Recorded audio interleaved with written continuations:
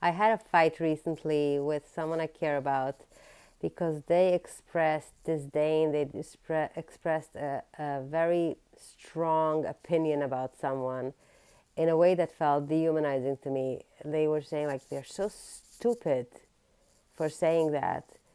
And I felt like maybe you're not really seeing it from their point of view, and that's why you think that way. But the way I came across was ironically not as nice as I say it now, and more closely dehumanizing myself, the person that I care about. And it made me realize how much the things that we deeply want to embody, the things that we deeply wish to um, model for our children and for ourselves, can sometimes be so sneaky how we can kind of get tripped up by that.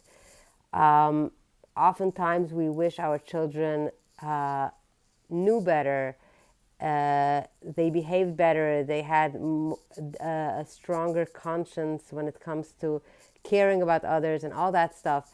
And in the meantime, that we try to get this into their heart, we need to make sure that we don't forget about showing it, really embodying it while we want to plan that, right? Because if we try to make a child care for each other while we don't care for the child, it wouldn't work, right?